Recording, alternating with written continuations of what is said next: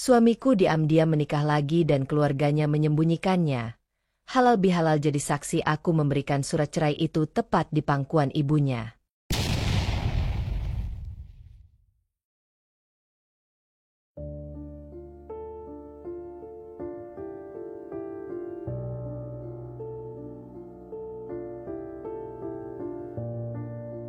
Aku masih ingat betul aroma kayu manis dari dapur rumah mertua saat pertama kali aku resmi menjadi bagian dari keluarga itu.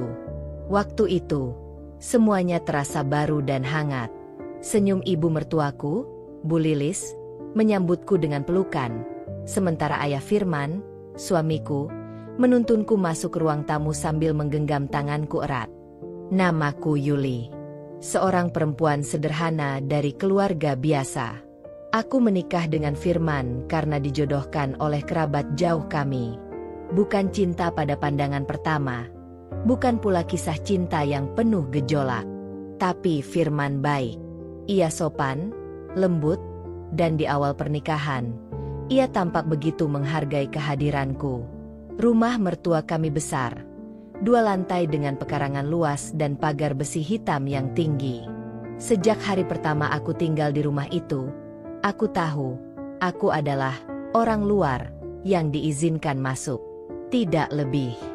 Bu Lilis tak pernah berkata kasar, tapi kata-katanya seringkali membuatku meringis dalam diam. Yuli, tolong jangan pakai mukena itu di ruang tamu. Kurang bagus di foto. Atau, kamu nggak bisa masak rawon ya? Ibu takut nanti Firman jadi bosan. Firman hanya diam. Sesekali ia menggenggam tanganku di bawah meja, memberi isyarat agar aku bersabar. Dan aku, seperti perempuan yang terlalu berharap, selalu menelan semuanya sambil berdoa bahwa suatu hari mereka akan benar-benar menerimaku. Setiap pagi, aku bangun sebelum adzan subuh, menyapu halaman yang penuh dengan dedaunan jati, memasak untuk seisi rumah, dan mengantar sarapan ke kamar mertua. Aku menyetrika baju Firman dengan hati-hati, bahkan memoles sepatunya sebelum ia berangkat kerja. Aku tidak pernah mengeluh.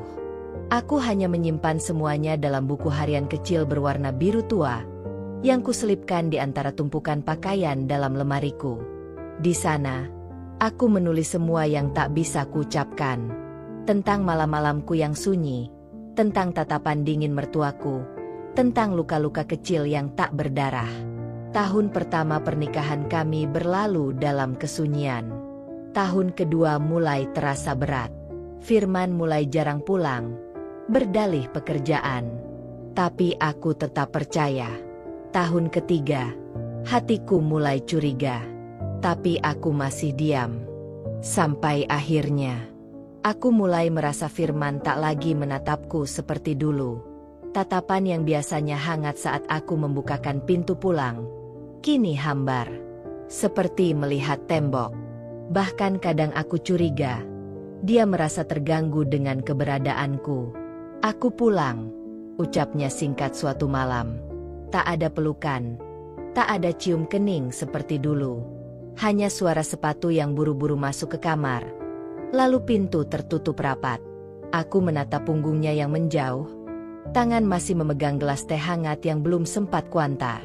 Kupaksa bibirku tersenyum. Mungkin dia lelah. Mungkin pikiranku saja yang berlebihan. Tapi keesokan paginya, Firman berangkat kerja tanpa sarapan, dan tak lagi pamit mencium keningku seperti biasanya. Bahkan saat aku menyodorkan bekal, dia hanya menoleh sebentar. Enggak usah. Aku makan di luar. Aku menunduk. Tapi seperti biasa, aku hanya diam. Masih bisa kuterima jika ini hanya karena tekanan pekerjaan. Tapi semakin hari, keganjilan-keganjilan itu makin terasa jelas. Beberapa minggu kemudian, aku menemukan spray yang berubah. Bukan milik kami. Warnanya merah marun dengan motif bunga besar. Tak pernah kulihat sebelumnya. Aku sempat berpikir mungkin Bu Lilis yang mengganti spray kamar kami saat aku sedang keluar belanja. Tapi saat kutanya, Bu Lilis justru menjawab dengan alis terangkat. Spray? Ibu nggak pernah masuk ke kamar kalian. Yul. Loh, Itu bukan kamu yang ganti. Aku terdiam. Sesuatu terasa salah. Tapi belum bisa kutangkap sepenuhnya. Hari-hari berikutnya mulai terasa lebih dingin. Firman semakin sering pulang larut malam. Bahkan kadang tak pulang sama sekali. Ia mulai menyimpan 2 ponsel. Yang satu selalu bersamaku. Yang satunya, yang berwarna hitam polos, selalu disembunyikannya di dalam laci meja kerja. Aku pernah coba membuka laci itu. Tapi kuncinya tidak sama dengan kunci lemari biasa. Dan aku belum cukup berani untuk mencarinya lebih jauh. Aku hanya menatap laci itu malam demi malam, sambil bertanya dalam hati, siapa yang sedang ia sembunyikan? Sampai akhirnya, pada suatu malam, hujan deras mengguyur kota. Firman tak pulang. Tapi aku mendengar teleponnya yang tertinggal berdering. Ponsel keduanya. Ponsel yang disembunyikannya. Aku ragu. Tapi suara hatiku lebih keras malam itu. Dengan tangan gemetar, aku angkat ponselnya. Tertera nama kontak. Sayang. Tubuhku membeku. Dan suara di seberang, seolah menusuk jantungku perlahan. Mas, kamu pulang gak malam ini? Aku takut sendiri. Aku tak langsung menjawab. Napasku tercekat. Jari-jariku terasa dingin menggenggam ponsel itu. Di seberang sana, suara perempuan itu terdengar lagi. Lembut. Memohon. Mas, kamu denger gak? Aku udah berusaha sabar. Tapi aku ngerasa kamu makin jauh. Kamu masih sayang aku, kan? Klik. Aku menutup teleponnya sebelum sempat berbicara. Bukan karena aku takut ketahuan. Tapi karena aku takut suaraku sendiri akan pecah. Aku takut, kalau aku bicara, maka semuanya akan runtuh saat itu juga. Kupeluk ponsel itu seperti sedang memeluk luka yang baru saja dibuka paksa. Isaknya belum keluar, tapi aku tahu, dadaku sudah mulai bocor. Malam itu, aku tidak tidur. Aku duduk bersandar di pojok kamar, hanya ditemani lampu temaram dari sudut meja rias dan suara detak jam dinding yang rasanya terlalu nyaring. Di luar, hujan terus mengguyur. Tapi hujan di dadaku lebih deras. Besok pagi, aku tetap bangun seperti biasa. Tetap menyiapkan sarapan, tetap menyapa mertua dengan senyum. Tak ada yang berubah dari wajahku. Tapi di dalam sini, ada yang mati. Bu Lilis sempat menatapku curiga saat aku terlalu lama diam di meja makan. Kamu sakit, Yul? Aku menggeleng. Enggak, Bu. Cuma masuk angin dikit. Padahal bukan angin, tapi badai. Hari itu aku mulai diam-diam mencatat semua hal. Nomor telepon di ponsel kedua Firman. Nama kontak. Jam-jam ia menerima panggilan. Bahkan tanggal-tanggal saat ia tak pulang. Aku kumpulkan semuanya di buku harian kecil yang sudah mulai penuh oleh catatan luka. Lalu aku menyelidik lebih jauh. Setiap kali Firman bilang akan keluar kota, aku mencatatnya. Aku pura-pura percaya. Tapi diam-diam aku minta bantuan temanku, Nita, yang bekerja di biro travel. Aku ingin tahu, apakah benar nama Firman terdaftar dalam tiket atau hotel. Dan ternyata, tidak pernah ada. Malam-malam berikutnya, aku mulai mengikuti langkah Firman dari kejauhan. Dengan jaket hitam dan masker, aku duduk di becak yang melaju pelan di belakang motornya. Hingga akhirnya, aku melihatnya bersama perempuan itu. Perempuan muda dengan gamis pastel dan jilbab lilit yang rapi. Mereka berjalan berdampingan, masuk ke sebuah rumah kecil di daerah pinggiran kota. Rumah itu terang, hangat, dan di depan pintunya, ada sandal kecil berwarna merah muda. Hatiku seperti diremas. Itu bukan hanya perempuan lain. Itu keluarga lain. Aku pulang malam itu dalam diam. Tidak menangis. Tidak berteriak. Hanya menatap langit-langit kamar sambil berpikir. selama 3 tahun ini. Untuk apa aku bertahan? Tapi aku belum akan pergi. Belum sekarang. Aku butuh waktu. Bukan untuk balas dendam, tapi untuk menyiapkan diri, agar ketika aku pergi nanti, mereka tidak akan pernah bisa meremehkanku lagi. Apalagi sebentar lagi, Lebaran akan datang. Dan aku tahu, halal bihalal keluarga besar suamiku akan jadi momen yang tak akan pernah mereka lupakan. Hari-hari menjelang Lebaran berjalan dengan ritme yang berat tapi penuh diam. Seperti air di permukaan yang tenang, tapi arus di bawahnya deras dan menggilas. Aku, Yuli, tetap tinggal di rumah itu, seperti menantu yang baik. Tak ada yang berubah di mataku, meski dunia dalam hatiku sudah runtuh. Setiap pagi, aku tetap menyajikan teh manis untuk Bu Lilis. Kadang ia menatapku lama, mungkin heran kenapa aku tetap setenang itu. Tapi ia tak bertanya. Dan aku pun tak memberi alasan. Aku mulai menata hidupku dalam diam. Menyusun langkah untuk masa depanku sendiri. Jauh dari bayang-bayang keluarga ini. Setiap malam aku menulis, bukan lagi catatan luka, tapi rencana. Pertama, aku diam-diam menghubungi notaris. Aku tahu selama ini aku tidak pernah mencampuri urusan bisnis keluarga Firman, tapi aku tahu pasti, rumah yang kami tempati sekarang adalah atas nama bersama. Bukan sepenuhnya milik Firman. Itu hakku juga. Karena ayahku ikut menyumbangkan dana sebagai bagian dari mahar saat kami menikah. Kedua, aku bertemu seorang teman lama. Namanya Dira, sahabat masa kuliahku yang kini menjadi pengacara. Dira tak langsung percaya saat aku bercerita. Tapi ketika aku menunjukkan bukti-bukti yang kukumpulkan, foto, rekaman suara dari ponsel Firman, hingga catatan pengeluaran dari rekening bersama, Dira terdiam. "Yul," katanya perlahan, "kamu masih yakin mau tetap diam sampai Lebaran nanti?" Aku mengangguk. Senyumku tipis, nyaris tak terlihat. "Aku cuma ingin satu hal, Dir." "Apa?" "Mereka tahu bahwa aku bukan perempuan yang bisa diinjak-injak." Ramadan pun berlalu. Hari demi hari, aku mulai melihat Firman seperti cangkang kosong. Ia pulang larut, bicara seperlunya, dan matanya tak pernah menatapku saat makan sahur bersama keluarga. Tapi aku tak peduli lagi. Aku hanya mengisi peranku seperti boneka hidup, karena aku tahu permainan ini akan segera berakhir. Dan akhirnya, hari itu tiba. Hari Lebaran. Pagi itu, aku bangun lebih awal. Mandi, berdandan, memakai gamis putih bersih yang sudah kusiapkan sejak seminggu lalu. Rambutku kuikat rapi, wajahku kuberi sedikit bedak dan lipstik. Wajah yang tenang, tapi mata yang menyala.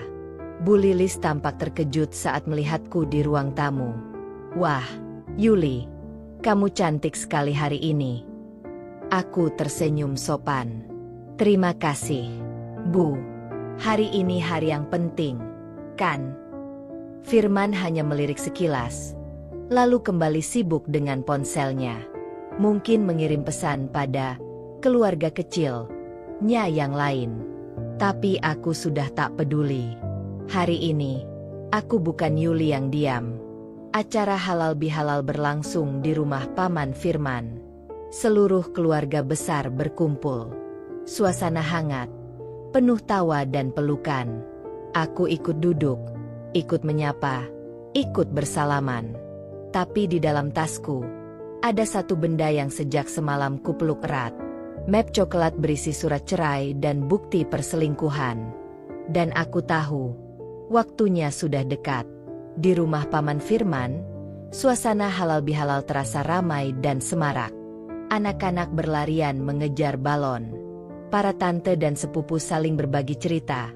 Kadang menyelipkan canda yang membuat ruangan penuh gelak tawa. Meja panjang penuh dengan makanan khas Lebaran. Ketupat, opor, rendang, sambal goreng hati, semua tampak sempurna. Yuli berdiri di sudut ruangan, Tangan masih menggenggam tas mungil berwarna gading yang menggantung di pergelangan tangan kirinya. Ia mengenakan gamis putih bersih dengan detail renda sederhana di ujung lengan. Tidak mewah, tapi sangat elegan. Matanya mengamati satu persatu wajah keluarga besar Firman. Mereka semua tampak bahagia. Tak satu pun yang tahu bahwa sebentar lagi, ketenangan itu akan terguncang. Yuli tetap tersenyum, tetap menjawab setiap pertanyaan basa-basi. Beberapa sepupu Firman bahkan memuji penampilannya. Yuli cantik banget. Yah, makin kesini makin bersinar. Duh, Firman beruntung banget punya istri sebaik kamu, Yul. Komentar itu membuat napas Yuli tercekat sebentar. Tapi ia tetap membalas dengan senyum hangat. Dalam hati, ia hanya menahan. Andai kalian tahu betapa dia menyia-nyiakan aku. Tak lama kemudian, sesi bersalaman dan sungkem dimulai. Semua keluarga berbaris rapi, satu persatu maju untuk meminta maaf kepada yang lebih tua. Tiba giliran Yuli dan Firman untuk bersalaman ke Bu Lilis dan Pak Rauf, ayah mertuanya. Yuli menunduk sopan, mencium tangan keduanya. Bu Lilis menepuk pundaknya dengan senyum bangga. Kamu tetap yang terbaik, Yuli. Saya bersyukur Firman dapat istri kayak kamu. Nggak neko-neko, sabar, pinter ngurus rumah. Yuli menelan ludah. Matanya mulai menghangat, tapi ia menunduk lebih dalam. Detik itu, sesuatu di dalam dirinya retak sedikit lagi. Ia tahu, Bu Lilis tidak sepenuhnya jujur. Ia tahu, selama ini Bu Lilis menyembunyikan kebenaran. Tapi bukan itu yang membuat Yuli akhirnya mengangkat wajahnya. Bukan kata-kata manis. Bukan pelukan basa-basi. Tapi karena Firman tiba-tiba merangkul pinggangnya dan ikut bicara, dengan suara cukup keras agar keluarga lain mendengar. Ibu benar. Yuli tuh istri idaman. Selama ini dia yang jaga rumah. Nurut banget. Saya bersyukur banget. Yuli menatapnya. Tatapan kosong tapi tajam. Dalam hatinya, ia ingin tertawa. Kau bilang aku istri idaman? Setelah semua yang kau sembunyikan? Semua orang melihat mereka. Semua mata tertuju pada pasangan yang selama ini dianggap harmonis. Momen sempurna untuk mengakhiri semuanya. Dengan tenang, Yuli membuka resleting tas mungilnya. Ia menarik map coklat yang sejak tadi disembunyikan dengan hati-hati.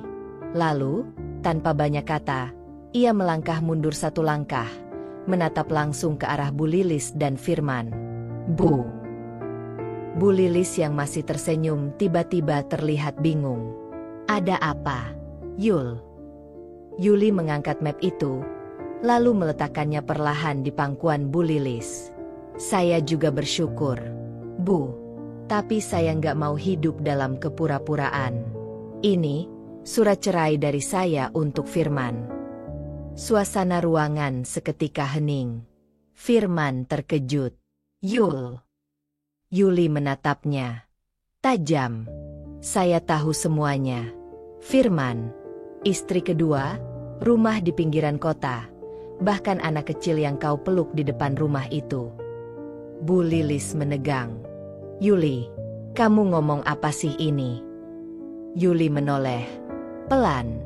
Tapi kali ini, tanpa senyum. Selama 3 tahun saya diam dihina. Saya tunduk waktu dipaksa. Saya pura-pura bahagia waktu hati saya luka. Tapi saya nggak akan pura-pura lagi, Bu. Ia menunduk hormat pada semua orang yang mulai berdiri. Terkejut, berbisik-bisik. Saya pamit. Bapak, Ibu, terima kasih sudah menerima saya 3 tahun ini. Tapi mulai hari ini, saya bukan bagian dari keluarga ini lagi. Lalu Yuli melangkah pergi, meninggalkan keheningan yang menggema. Langkahnya ringan, napasnya lepas. Dan di belakang, suara Bu Lilis memanggilnya panik. Tapi Yuli tak menoleh. Karena hari itu, bukan tentang mereka. Hari itu adalah hari ketika Yuli akhirnya memilih dirinya sendiri. Langkah Yuli terasa berat, tapi mantap. Setiap derapnya adalah pelepasan. Bukan hanya dari Firman, tapi dari semua rasa takut yang selama ini menahannya. Ia berjalan keluar dari rumah Paman Firman, melewati halaman yang ramai tapi sunyi. Tak ada satupun yang mengejarnya. Hanya suara bisik-bisik dan tatapan yang menusuk dari belakang. Tapi Yuli tetap melangkah. Mobil yang ia sewa sejak pagi sudah menunggu di seberang jalan. Supirnya, seorang wanita parubaya bernama Burina, membuka pintu dengan senyum tipis. "Ibu Yuli, sudah selesai." Yuli hanya mengangguk pelan. Matanya masih menyimpan air, tapi tak ada satu tetes pun yang jatuh. "Langsung ke rumah Ibu Dina?" tanya Burina lagi. "Iya," jawab Yuli perlahan. "Saya ingin istirahat di tempat yang tenang." Rumah Ibu Dina, sahabat almarhumah ibunya, terletak di pinggir kota. Sebuah rumah sederhana, tapi hangat. Disinilah Yuli memutuskan untuk tinggal sementara. Ia butuh waktu. Ia butuh ruang untuk berpikir dan menyembuhkan. Ibu Dina menyambutnya dengan pelukan tanpa banyak tanya. Hanya satu kalimat yang ia ucapkan setelah melihat raut wajah Yuli. "Akhirnya, kamu berani juga." Dan Yuli menangis. Bukan karena lemah, tapi karena untuk pertama kalinya dalam waktu yang lama, ia merasa aman. Beberapa hari berlalu. Lebaran masih terasa di udara. Tapi bagi Yuli, tak ada lagi rasa yang sama. Ia menghabiskan waktu dengan berjalan-jalan di taman dekat rumah Ibu Dina, duduk di bawah pohon rindang sambil membaca buku, atau sekadar memandangi langit sore yang berubah warna perlahan-lahan. Ia mulai menulis kembali di jurnalnya. Bukan tentang luka, tapi tentang proses. Tentang rasa yang tak bisa sembuh dalam semalam, tapi juga tak akan dibiarkan membusuk. Sementara itu, pesan-pesan dari Firman terus masuk. Puluhan, lalu ratusan. Semua belum dibuka. Telepon berdering nyaris tiap malam. Tapi Yuli membiarkan ponselnya diam. Ia sudah cukup mendengar dusta. Ia tak butuh lagi penjelasan yang datang terlambat. Namun di hari ketujuh setelah halal bihalal itu, Budina membawa sepucuk surat ke kamar Yuli. "Kurir baru saja antar ini. Atas nama kamu." Yuli membuka amplopnya. Isinya bukan surat biasa, melainkan undangan mediasi dari pengadilan agama. Dan di bagian bawahnya tertulis jelas. Penggugat, Yuli Marlina. Tergugat, Firman Rahman. Yuli menatap lembaran itu lama. Nafasnya berat, tapi matanya tidak lagi ragu. Mediasi bukan tentang balikan, bukan tentang kompromi, tapi tentang menyelesaikan semuanya dengan cara yang benar, dengan kepala tegak dan harga diri utuh. Ia menutup surat itu dengan tenang, lalu menatap keluar jendela. Angin sore menggerakkan tirai putih dengan lembut. Cahaya matahari menari-nari di sela daun yang bergetar. Dan Yuli tahu, hidupnya sedang bergeser ke arah yang baru. Ia bukan perempuan yang sama seperti 7 hari lalu. Hari itu datang juga. Langit mendung sejak pagi, seolah ikut merasakan gugup di dada Yuli. Ia berdiri di depan cermin di kamar tamu rumah Ibu Dina. Mengusap lembut wajahnya yang tanpa riasan tebal. Hanya sedikit bedak dan lip balm.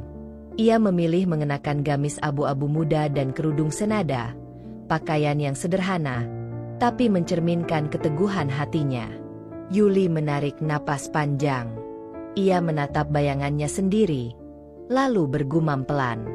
"Ini bukan tentang menang atau kalah, Yul. Ini tentang memilih dirimu sendiri." Di ruang tunggu pengadilan agama, udara terasa kaku. Deretan kursi besi berderet memanjang, dan suara sepatu yang lalu lalang menggema di dinding. Yuli duduk di pojok, menyilangkan tangan di pangkuan. Jemarinya menggenggam tas kecil yang ia bawa. Sesekali ia menoleh ke arah pintu masuk. Dan di sanalah Firman muncul. Mengenakan kemeja putih dan celana hitam, rambutnya disisir rapi seperti biasa. Tapi kali ini, tidak ada senyum penuh percaya diri. Wajahnya tegang, mata sedikit sembab, dan langkahnya ragu-ragu. Firman melihat ke arah Yuli. Untuk sesaat, dunia seakan berhenti berputar. Mereka bertatapan, tapi tidak seperti dulu. Kini, Yuli menatapnya tanpa rasa bergelombang. Tak ada cinta, tak ada rindu, tak ada marah yang meledak. Yang tersisa hanyalah ketegasan. Mereka duduk berseberangan. Tidak sepatah kata pun terlontar sebelum petugas memanggil nama mereka untuk masuk ke ruang mediasi. Di dalam ruang mediasi, suasananya lebih tenang. Ada seorang mediator perempuan parubaya, duduk di tengah meja bundar. Suaranya lembut namun tegas. Sebelum kita mulai prosesnya secara hukum, saya ingin tahu, apakah ada niat dari kedua pihak untuk berdamai, atau kita lanjut ke tahap perceraian? Firman mengangkat wajahnya. Saya ingin bicara dulu dengan Yuli. Berdua. Mediator menatap Yuli. Ibu Yuli, bagaimana? Yuli mengangguk. Silakan. Mediator keluar sejenak, memberikan ruang untuk mereka. Hening. Firman membuka suara duluan. Yul, maaf. Yuli hanya menatapnya. Diam. Aku bodoh. Aku hilaf. Aku nggak mikir panjang waktu itu. Semua yang kamu tahu itu benar. Aku menikah diam-diam. Tapi, aku nyesel. Yul. Demi Allah, aku nyesel. Yuli masih diam. Matanya jernih, tapi dingin. Aku tahu kamu marah. Tapi Yul, aku masih cinta kamu.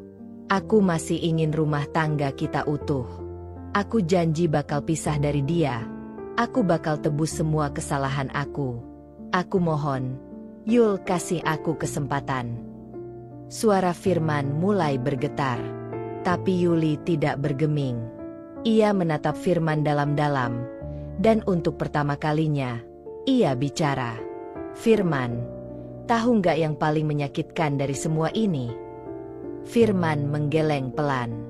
Yuli menarik napas. Bukan karena kamu menikah lagi. Tapi karena semua orang tahu. Ibumu, adikmu, bahkan teman-teman kantormu. Semua tahu tapi aku, istri sahmu, dibiarkan hidup dalam kebohongan. Firman tertunduk. Saya nggak akan pernah bisa hidup bersama seseorang yang menjadikan saya pilihan terakhir. Saya bukan pelengkap dari kesalahanmu. Yuli berdiri. Saya sudah cukup bersabar 3 tahun. Sekarang giliran saya memberi keadilan untuk diri saya sendiri. Ia melangkah ke pintu, mengetuknya pelan. Mediator masuk kembali. Yuli menatap sang mediator, lalu berkata tenang. Saya tetap pada keputusan saya. Kami lanjut ke proses perceraian. Di luar gedung, hujan mulai turun rintik-rintik. Yuli menengadah. Air hujan menyentuh wajahnya. Dingin tapi menyegarkan. Ia menatap langit sebentar, lalu tersenyum kecil. Bukan karena bahagia, tapi karena akhirnya, ia selesai dari sesuatu yang selama ini menyiksanya dalam diam. Langkah Yuli di bawah gerimis terasa berbeda. Bukan seperti langkah seorang yang kehilangan, melainkan seseorang yang perlahan sedang menemukan dirinya kembali. Ia tidak buru-buru pulang. Sebaliknya, ia meminta Burina, supir wanita yang setia mengantarnya selama proses ini, untuk membawanya ke taman kota. Yakin gak langsung pulang, Bu? Tanya Burina dengan nada khawatir saat melihat Yuli membuka payung kecil berwarna biru lembut. Yuli tersenyum tipis. Saya cuma mau duduk sebentar. Nggak akan lama. Burina mengangguk. Saya tunggu di mobil, ya. Taman kota di sore hari itu sepi. Hujan tipis mengguyur dedaunan, menimbulkan aroma tanah basah yang menghangatkan. Yuli memilih duduk di bangku panjang dekat danau kecil.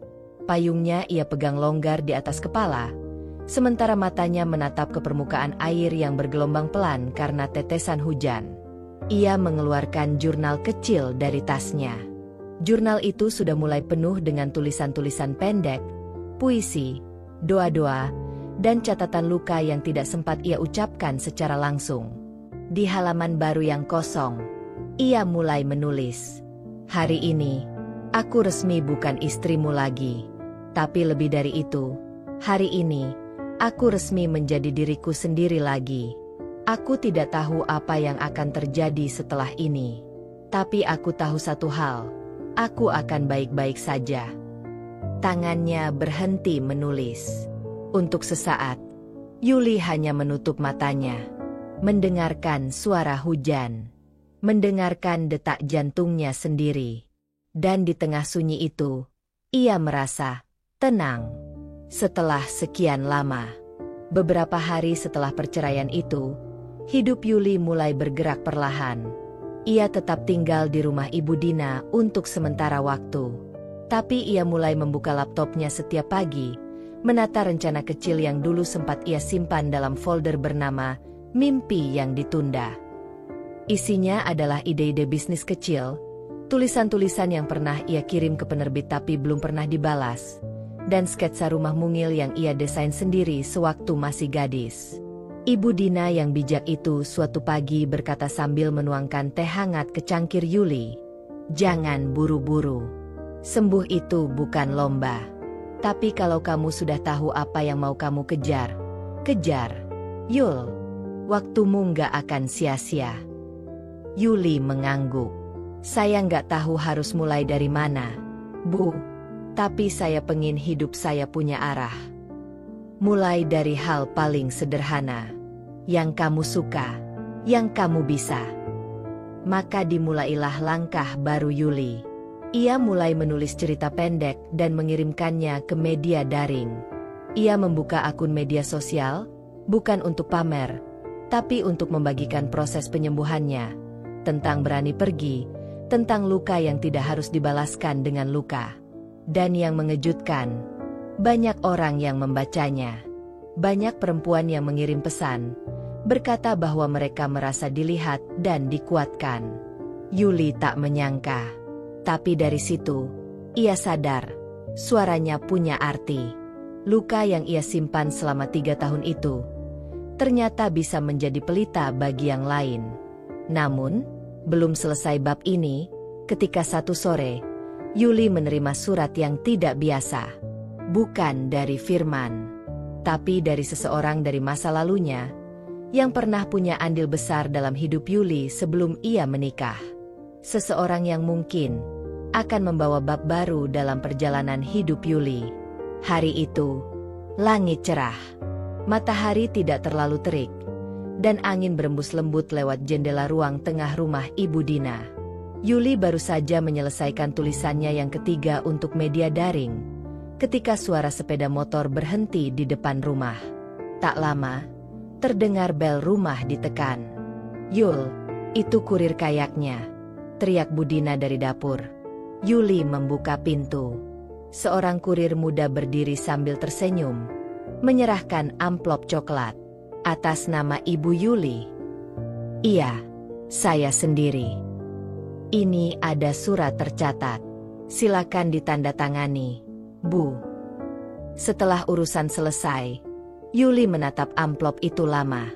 Tak ada nama pengirim, hanya alamat kantor pos di sudut kanan atas. Tapi tulisan tangan di amplop itu, ia kenal. Sangat kenal. Ia membuka perlahan. Kertas surat dilipat rapi, beraroma samar parfum maskulin yang dulu begitu lekat dalam memorinya. "Yuli, maaf kalau surat ini datang tiba-tiba. Aku tahu aku mungkin orang terakhir yang kau harapkan untuk muncul lagi setelah semua yang kau lalui. Tapi saat aku mendengar kabar tentangmu, bukan dari Firman, bukan dari orang-orang yang dulu kita kenal, tapi dari tulisanmu, aku merasa harus bicara denganmu. Aku tak tahu bagaimana hidupmu kini, Tapi aku harap kamu bahagia. Kalau kamu berkenan, aku ingin mengundangmu untuk datang ke pembukaan tempat baca anak yang kubangun. Tempat ini lahir dari ide kita dulu. Saat kamu bilang, andai kampung punya ruang baca, anak-anak mungkin bisa lebih percaya diri. Itu tertanam di kepalaku. Dan sekarang, aku ingin kamu datang. Bukan karena kamu bagian dari masa laluku, tapi karena kamu sumber inspirasinya. Kalau kamu tidak mau datang, aku mengerti. Aku hanya ingin kamu tahu, kamu pernah dan masih berarti. Rehan. Rehan. Sebuah nama yang membuat hati Yuli sempat terdiam. Bukan karena ada luka, tapi karena Rehan adalah cerita yang dulu belum sempat selesai. Seseorang yang pernah sangat dekat dengannya di masa sebelum pernikahan, sebelum semua luka dan air mata. Rehan adalah sahabat, tempat berteduh, dan seseorang yang dulu diam-diam ia harapkan, tapi tak pernah berani ia pilih. Mereka berpisah dengan baik. Saat itu, Rehan mendapat beasiswa keluar kota, dan Yuli dijodohkan dengan Firman, pilihan orang tuanya. Rehan hanya mengucapkan selamat dan tidak pernah mengganggu. Lalu lenyap. Dan kini, setelah Yuli tak lagi menjadi siapa-siapa, Rehan datang, bukan untuk mengambil, tapi untuk mengingatkan bahwa dirinya pernah bermakna. Malam itu, Yuli duduk lama di ranjang, memegang surat itu di pangkuan. Pikirannya mengembara. Apakah ini sebuah isyarat semesta? Ataukah hanya godaan masa lalu yang muncul saat hatinya masih rawan?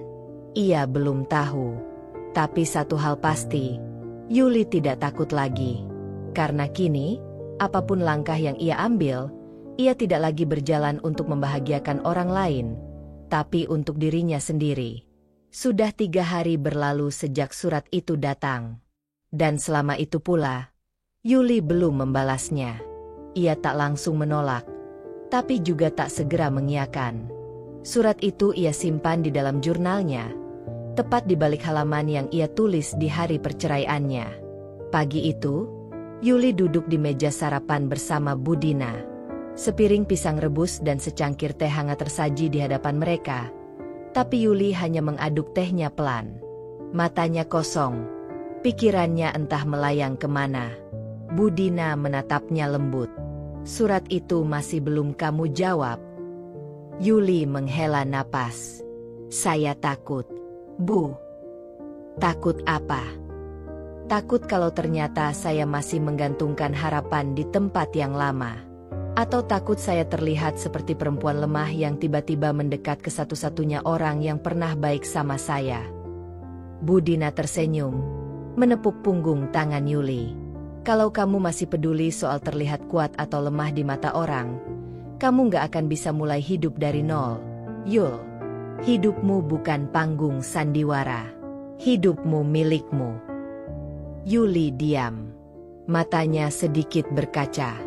Datanglah kalau kamu ingin datang, lanjut Budina. Bukan karena dia Rehan, tapi karena itu adalah sesuatu yang dulu kamu impikan. Ruang baca untuk anak-anak. Bukankah kamu pernah bilang, kamu ingin hidup yang berguna? Yuli mengangguk pelan. Dan sore itu juga, ia akhirnya menulis balasan. Hanya sepucuk pesan singkat, tapi berisi ketegasan yang tak pernah ia miliki dulu. Rehan, terima kasih sudah menulis surat itu. Aku akan datang. Bukan karena kamu, tapi karena aku ingin melihat hidup yang dulu pernah kita bayangkan benar-benar terjadi. Hari pembukaan ruang baca. Letaknya tidak jauh dari kota kecil tempat Yuli dan Rehan dulu tumbuh bersama. Sebuah bangunan bekas rumah tua yang direnovasi menjadi tempat sederhana dengan jendela besar dan rak-rak penuh buku anak. Begitu Yuli tiba, langkahnya sempat terhenti di depan pagar kayu putih. Di bawah tulisan, Ruang Baca Matahari, ia melihat kerumunan anak-anak tertawa, berlarian di halaman, sementara beberapa ibu muda duduk di beranda membaca buku bersama putra-putri mereka. Dan di tengah kerumunan itu, berdiri Rehan. tak banyak berubah.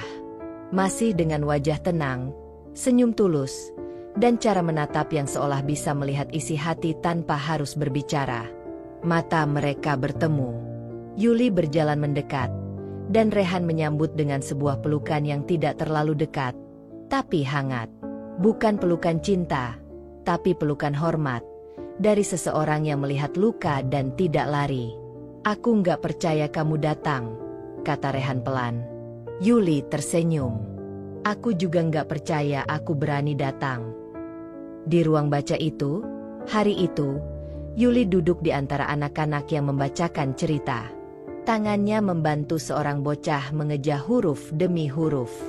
Dan entah mengapa, di tengah suara tawa dan lembaran buku yang dibuka, Yuli merasa utuh. Bukan karena Rehan, tapi karena ia tahu, ia sedang hidup. Bukan lagi diatur, bukan lagi tunduk, tapi hadir, dengan keinginannya sendiri. Dan ketika matahari hampir tenggelam, Rehan menghampirinya. "Yul, aku nggak berharap apa-apa. Tapi kalau kamu butuh ruang, atau sekadar teman bicara, kamu tahu kemana harus kembali." Yuli menatapnya. "Terima kasih, Rehan. Tapi untuk sekarang, aku hanya ingin berjalan perlahan, sendirian dulu. Biar luka ini benar-benar sembuh." Rehan mengangguk. "Aku akan selalu doakan itu." Sudah sebulan berlalu sejak pembukaan ruang baca itu. Sejak hari itu pula, Yuli merasa seperti menemukan potongan jiwanya yang lama hilang. Ia mulai rutin datang setiap akhir pekan. Bukan karena Rehan, tapi karena tempat itu mengingatkannya pada cita-cita masa muda yang ia kubur demi pernikahan yang tak adil. Setiap pagi, ia menulis artikel freelance untuk media lokal. Siang, ia membantu Budina mengajar anak-anak sekitar yang kesulitan membaca. Malam, ia sering termenung, menulis puisi dalam jurnal yang sudah lusuh. Tapi ketenangan itu mulai terusik pada suatu sore, ketika telepon rumah berdering. "Yul, ada yang nyari kamu di depan," kata Budina dari pintu depan. Yuli keluar, dan mendapati seorang perempuan berdiri canggung di halaman rumah. Wajahnya tidak asing, tapi Yuli butuh waktu beberapa detik untuk menyadari siapa dia. Rina, sepupu Firman. Seseorang yang dulu sering ia temui di acara keluarga. Orang yang dulunya tak pernah benar-benar berpihak, tapi juga tak terang-terangan memusuhi. Maaf datang tiba-tiba. Rina membuka percakapan. Ia menunduk, terlihat gugup. Yuli mengangguk pelan. "Masuklah. Kita bisa bicara di dalam." Mereka duduk di ruang tamu. Teh manis disajikan, tapi Rina hanya menyentuh cangkirnya tanpa benar-benar minum. Aku datang bukan untuk membela siapa-siapa, Yul," ucap Rina lirih. "Tapi aku nggak bisa diam terus." Yuli menatapnya tajam. "Tentang apa?" Rina menarik napas panjang. "Tentang pernikahan kedua Firman. Tentang alasan kenapa semua orang di keluarga menyembunyikannya darimu." Kalimat itu membuat jantung Yuli berdetak sedikit lebih cepat. Tapi ia tetap tenang, menatap Rina tanpa bicara.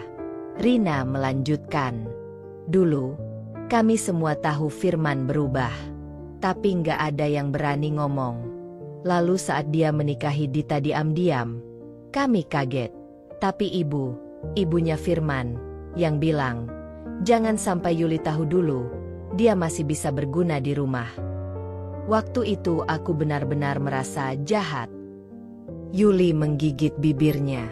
Ia merasa ingin tertawa sinis, tapi hanya mampu mendengus. "Berguna, ya." Rina mengangguk dengan mata berkaca. "Aku tahu ini nggak mengubah apa-apa. Tapi aku mau minta maaf. Karena aku diam. Karena aku salah." Yuli menghela napas. Ia memejamkan mata sejenak, menenangkan gelombang perasaan yang datang mendadak. "Aku nggak butuh kamu minta maaf, Rin. Tapi, aku hargai kamu datang." Mereka terdiam. Dan satu lagi, tambah Rina. Ibu Firman, dia sakit. Katanya pengin ketemu kamu. Yuli diam. Pandangannya mengarah ke jendela, menembus senja yang mulai turun. Banyak kenangan di balik nama itu.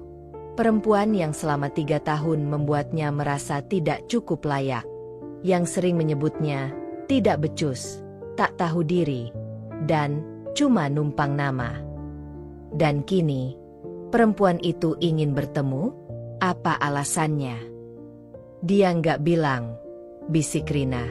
Tapi katanya, dia cuma pengen bicara sebelum semuanya terlambat. Yuli mengangguk pelan, tak memberi jawaban pasti. Malam itu, saat bulan mulai tinggi dan lampu ruang tamu telah padam, Yuli duduk di ranjang, menatap ke langit-langit. Pikirannya kacau. Tapi ada satu suara dalam hatinya yang berbisik. Datanglah. Bukan untuk mereka, tapi untukmu sendiri. Untuk memastikan, kamu benar-benar bebas dari semua yang pernah menahanmu. Pagi itu, Yuli berdiri di depan cermin. Ia menatap dirinya sendiri cukup lama, seakan ingin memastikan bahwa yang ia lihat kini bukan lagi perempuan yang lemah dan tunduk seperti dulu. Ia mengenakan gamis abu muda, sederhana, bersih, dan tak berlebihan. Jilbab polos senada membingkai wajahnya yang tampak lebih dewasa dari sebelumnya. Dari luar kamar, terdengar suara lembut Budina memanggil. Yul, sudah siap? Yuli mengambil napas panjang sebelum membuka pintu. Sudah, Bu. Saya berangkat sekarang. Budina berdiri dengan tas kecil di tangannya. Kalau kamu mau, aku bisa temani. Yuli tersenyum tipis. Enggak usah, Bu.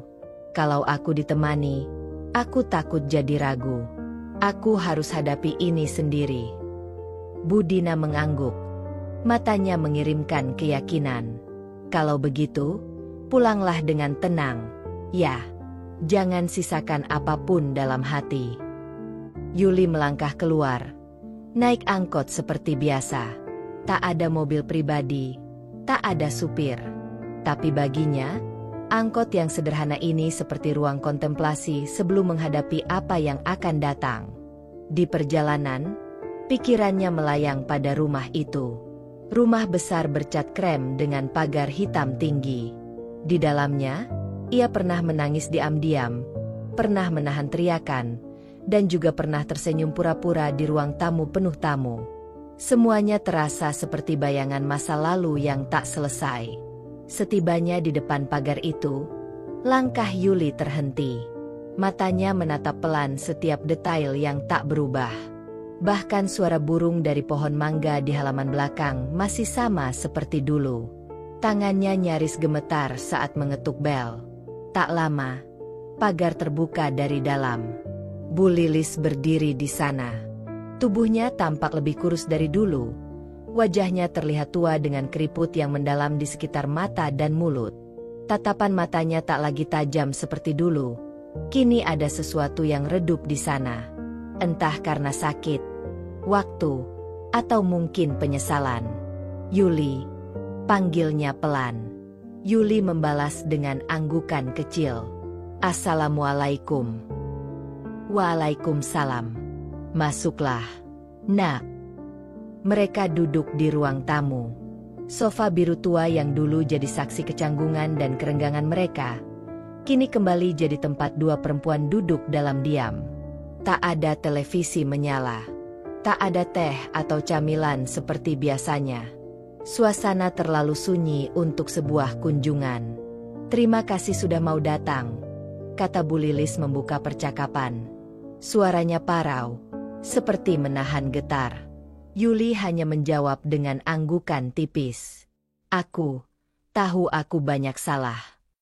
Bu Lilis menatap tangannya yang bersatu di pangkuan. Waktu itu aku pikir, aku sedang menjaga keluarga, menjaga nama baik.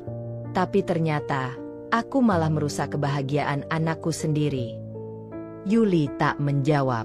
Ia membiarkan setiap kalimat mengalir. Tak ada kebutuhan untuk membantah. Tak ada alasan untuk menyerang balik. Aku tahu soal Firman, lanjut Bu Lilis. Aku tahu dia menikah diam-diam. Dan aku diam. Karena aku malu. Tapi ternyata, keputusanku untuk diam malah menyakitimu lebih dalam. Yuli masih diam. Tapi ada air mata yang menggantung di pelupuknya. Bukan karena sedih, tapi karena hati yang akhirnya bisa berdamai. Aku tidak minta kamu kembali. Aku tidak minta kamu memaafkan. Aku cuma minta doakan aku. Suara Bu Lilis pecah. Tangannya yang keriput meremas ujung kain gamisnya sendiri. Yuli akhirnya bicara. Suaranya pelan, tapi penuh keteguhan. Saya sudah memaafkan, Bu. Tapi saya tidak akan kembali. Bu Lilis mengangguk perlahan. Tak ada protes. Tak ada bujuk rayu. Hanya keheningan yang menyelimuti keduanya. Beberapa menit kemudian, Yuli berpamitan. Ia berdiri dan melangkah menuju pintu tanpa menoleh lagi. Tak ada pelukan perpisahan. Tak ada kata, hati-hati. Tapi semuanya terasa utuh. Saat keluar pagar, seseorang berdiri di seberang jalan. Firman. Ia tampak terkejut melihat Yuli. Tubuhnya lebih kurus, matanya sayu, dan senyum canggung tersungging di wajahnya. Tapi Yuli tak melangkah mendekat. Tak ada kebutuhan untuk menanyakan kabar, apalagi mengungkit masa lalu. Firman melangkah pelan, tapi sebelum bisa bicara, Yuli sudah berjalan melewatinya tanpa satu kata pun. Ia tahu, pertemuan itu tak butuh penjelasan. Karena luka lama tak perlu dibuka lagi jika hati sudah benar-benar sembuh. Hari itu, Yuli pulang dengan dada lapang. Ia tahu, ia tidak akan kembali lagi ke rumah itu. Tapi justru karena itu, ia merasa benar-benar bebas. Sudah lebih dari setahun sejak hari itu. Hari di mana Yuli menutup pintu masa lalu dan memilih untuk tidak kembali. Ia kini tinggal di rumah mungil yang ia beli sendiri dari hasil usahanya. Tak megah, tapi hangat. Ada rak buku yang selalu diisi bacaan baru. Ada taman kecil di teras yang ia rawat setiap pagi. Dan ada dapur tempat ia menyalurkan rasa melalui masakan. Usaha catering rumahan yang ia rintis perlahan mulai dikenal. Awalnya hanya 1-2 pesanan dari tetangga dan komunitas masjid, kini meluas ke sekolah, kantor pemerintahan, hingga acara pernikahan. Dapur Yuli, begitu nama brandnya, menjadi perbincangan banyak ibu-ibu yang tak hanya datang karena rasa, tapi juga karena kisah di balik dapurnya. Yuli tak pernah menggunakan masa lalunya sebagai bahan promosi. Tapi orang-orang tahu tentang dirinya yang dulu diam saat dihina, tunduk saat dipaksa, dan pura-pura bahagia saat hatinya luka. Mereka melihatnya kini, berdiri tegak, bukan karena dendam, tapi karena memilih untuk tidak hancur. Suatu hari, ia menerima undangan dari komunitas pengusaha perempuan di kotanya.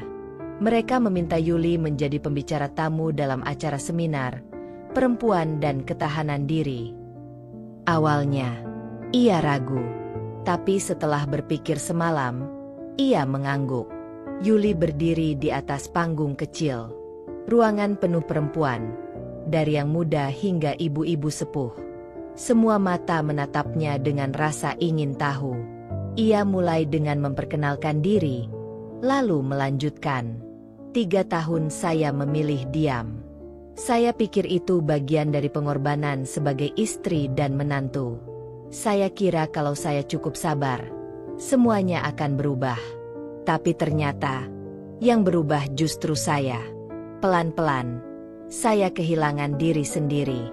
Saya berhenti tertawa, berhenti mencintai diri saya. Hingga suatu hari, saya tahu bahwa saya harus memilih, tetap tinggal dan hancur, atau pergi dan belajar berdiri sendiri. Saya tidak pergi karena saya benci. Saya pergi karena saya mencintai diri saya yang nyaris hilang. Ruangan hening. Beberapa perempuan menyeka air mata. Yuli melanjutkan dengan senyum. Dan sekarang, Saya tidak sempurna. Saya belum jadi miliarder. Tapi saya bahagia. Saya bebas. Saya tidak lagi takut menatap cermin. Saya bisa masak dengan hati, tidur dengan tenang, dan bangun tanpa beban. Kadang, keberanian itu datang bukan karena kita kuat, tapi karena kita sudah terlalu lelah untuk terus berpura-pura. Tepuk tangan panjang mengiringi akhir kalimatnya. Yuli duduk di taman kecilnya, menyiram bunga melati yang baru mulai mekar. Aroma tanah dan dedaunan menyatu dalam angin sore. Seorang anak perempuan kecil dari rumah sebelah melambaikan tangan. "Bu Yuli, ibuku suka banget nasi bakar dari ibu." Yuli tertawa. "Alhamdulillah, kirim salam buat ibumu ya." Tak lama, ponselnya berdering. Sebuah pesan dari nomor tak dikenal masuk. "Yuli, ini Firman. Aku hanya ingin bilang terima kasih karena pernah mencintai aku. Dan terima kasih karena telah melepasku. Aku akhirnya sadar, cinta yang tulus tidak pernah menyakiti." Yuli membaca pesan itu sambil tersenyum. Ia tidak membalas. Karena beberapa luka memang hanya perlu dikenang, bukan dijawab. Ia kembali menyiram tanaman. Cahaya sore jatuh lembut di wajahnya. Hari berganti, waktu berlalu. Tapi langkah Yuli tak lagi ragu. Ia tak menyesali masa lalu, karena dari sana ia belajar. Ia tak membenci siapapun, karena itu hanya akan mengikat dirinya. Dan di hari-hari tenang yang kini ia jalani, Yuli tahu satu hal pasti. Ia mungkin tak hidup dalam cerita cinta yang sempurna, tapi ia menciptakan akhir bahagianya sendiri. Hidup memang tak selalu berjalan sesuai harapan. Kadang, orang yang paling kita percaya justru yang paling melukai. Tapi percayalah, luka bukan akhir dari segalanya. Kadang, justru dari patah yang terdalam, kita bisa tumbuh paling kuat. Jangan takut meninggalkan sesuatu yang menyakitimu, apalagi jika itu membuatmu kehilangan dirimu sendiri. Kamu berhak bahagia. Kamu berhak memilih hidup yang membuatmu merasa utuh kembali. Dan jika kamu sedang berada dalam masa sulit seperti Yuli dulu, ingat, kamu tidak sendirian. Perlahan-lahan, ambil kembali kendali hidupmu. Pelan, tapi pasti. Jika kisah ini menyentuh hatimu atau membuatmu merasa dimengerti, jangan lupa untuk like, komen pengalamanmu, dan subscribe channel ini. Akan ada lebih banyak kisah nyata, penuh makna, dan inspiratif yang bisa menemanimu, entah saat kamu sedang rapuh atau sedang bangkit. Tekan tombol subscribe sekarang, karena siapa tahu, kisah selanjutnya adalah cermin dari kisahmu sendiri. Sampai jumpa di cerita berikutnya. Dan ingat, kamu layak untuk dicintai dengan cara yang tidak menyakitkan.